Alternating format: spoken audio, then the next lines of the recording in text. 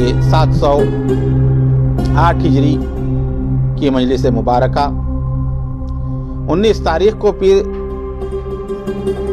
کے دن ختم بوسی کی سعادت آئی۔ امیر حسن اللہ سرجزی فرماتے ہیں کہ سلوک کا ذکر آیا، یعنی راہ طریقت پر چلنا۔ ایک ہوتا ہے مرید اور ایک ہوتا ہے سالک۔ مرید وہ جو بیعت کرے، وعدہ کرے نیک عمل کرنے کا، اور سالک وہ جو اس راہ کو طے کرتا ہے، ذکر و اذکار، اوراد و وظائف اور تمام چیزیں جو پیران عظام نے بیان فرمائی ہیں، ان تمام کو پورے تر کمالات اور شرائط کے ساتھ ادا کرنے والا وہ سالک۔ تو سلوک اللہ وہ راستہ جو بندے کو مولا کے قریب کرتا ہے، اس راستے پر چلنے والا سالک جو سلوک طے کرتا ہے۔ تب یہاں سالک اور سلوک کے بارے میں بہت ہی اہم ترین باتیں محبوب الہی نے بیان فرمائی ہیں۔ فرمایا چلنے والا کمال کی طرف رخ رکھتا ہے، یعنی امیدوار کمال ہوتا ہے، یعنی بزرگی کو پہنچتا ہے۔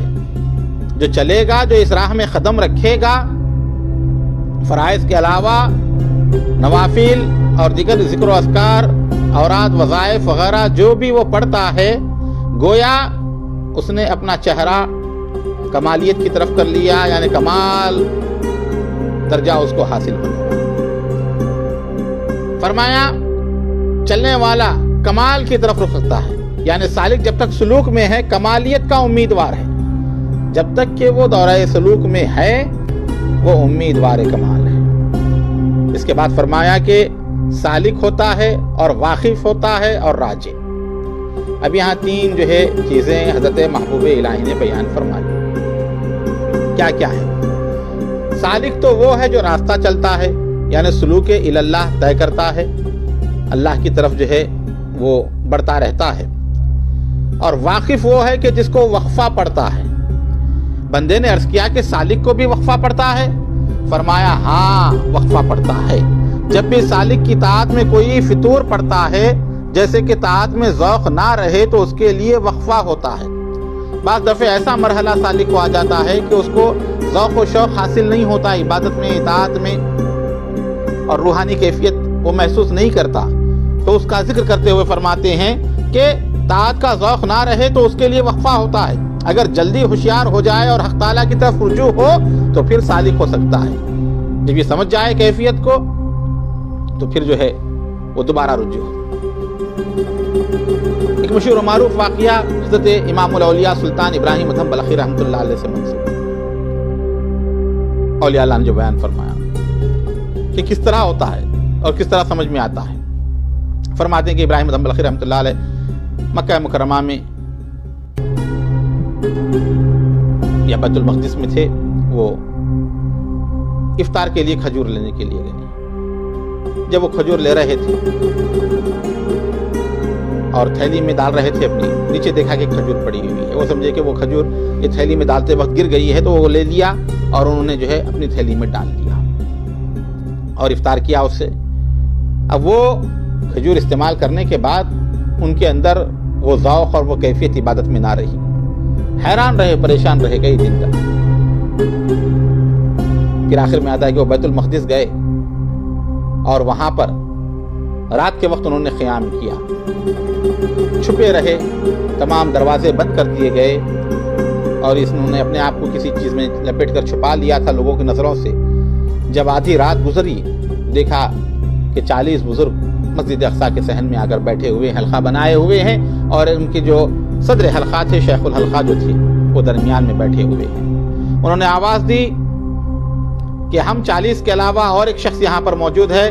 وہ چلا آئے، کہا کہ ابراہیم آؤ، کیوں چھپے بیٹھے ہو؟ جب آپ نے نام نامی اسم گرامی سنا اپنا، تو فوراً اٹھے اور اس حلقے میں آئے۔ کہا کہ حضور والا، جب آپ میرے نام سے واقف ہیں اور میرے رہنے کو یہاں آپ پہچانتے ہیں، واقف ہیں، تو یہ بھی جانتے ہوں گے کہ میں کس وجہ سے یہاں پر ٹھہرا ہوا ہوں، قیام کیا ہوں۔ کہا کہ ہاں اے ابراہیم، تمہاری عبادتوں کے اندر ذوق اور کیفیت نہیں رہا، تم اسی تشویش میں ہوگی کیا وجہ ہوئی، کیا غلطی ہوئی کہ جس کی وجہ سے یہ معاملہ ہو رہا ہے۔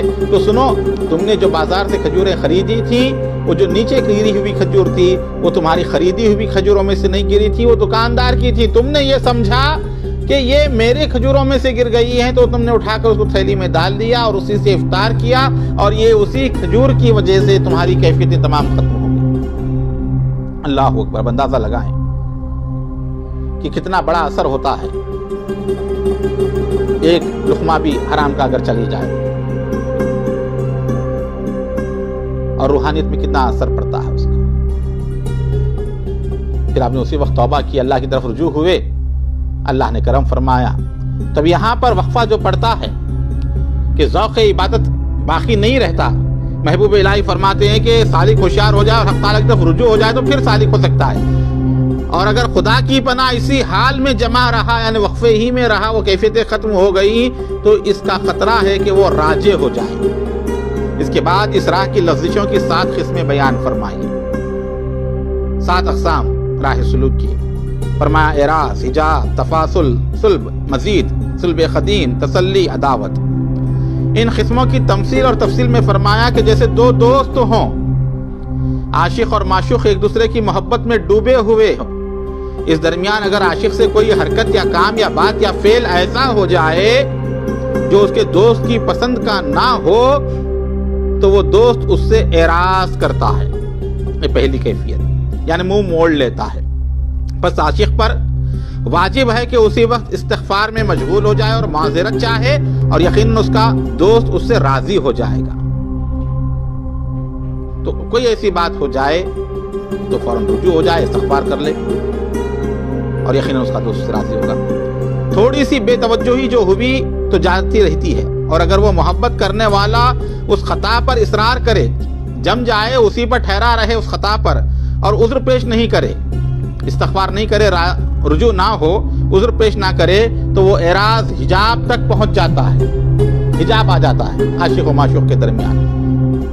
معشوق ایک حجاب پردہ درمیان میں آئے گا، جیسے ہی خواجہ ذکر اللہ بالخیر یعنی سلطان المشائخ نظام الدین اولیاء محبوب الہی رضی اللہ تعالی عنہ کی تمثیل میں اس بات پر پہنچے تو ہاتھ اونچا کیا اور آستین چہرے مبارک کے سامنے کر لی۔ آپ چہرے مبارک کے سامنے آستین کر کے بتاتے ہیں کہ اس طرح حجاب جو ہے آ جاتا ہے،